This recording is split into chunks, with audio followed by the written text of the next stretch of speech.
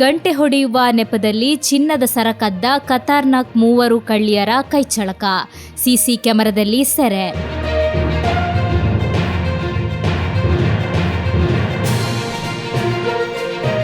ವೃದ್ಧೆಯ ಚಿನ್ನದ ಸರ ಎಗರಿಸಿದ ಖತರ್ನಾಕ್ 3 ಕಳ್ಳಿಯರ ಕೈಚಳಕ ಸಿಸಿ ಕ್ಯಾಮೆರಾದಲ್ಲಿ ಸೆರೆಯಾಗಿದೆ.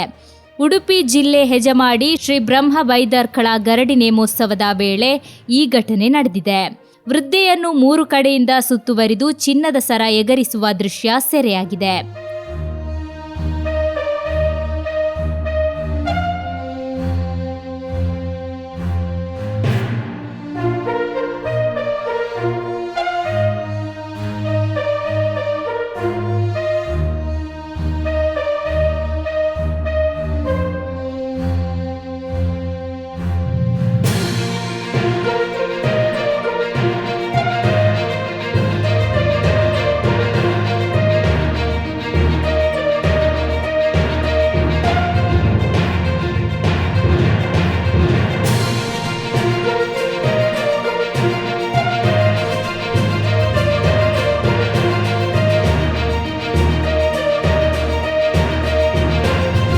ಹೆಜಮಾಡಿ ನಿವಾಸಿ ಕಮಲಾ ಎಂಬವರ ಕುತ್ತಿಗೆಯಲ್ಲಿದ್ದ ಸರ ಪೂಜೆ ವೇಳೆ ಗಂಟೆ ಹೊಡೆಯುವ ನೆಪದಲ್ಲಿ 3 ಕಡೆಯಿಂದ ಸುತ್ತುವರಿದ ಕಳ್ಳಿಯರಿಂದ 2 ಲಕ್ಷ ಮೌಲ್ಯದ ಚಿನ್ನದ ಸರ ಕಳವಾಗಿದೆ.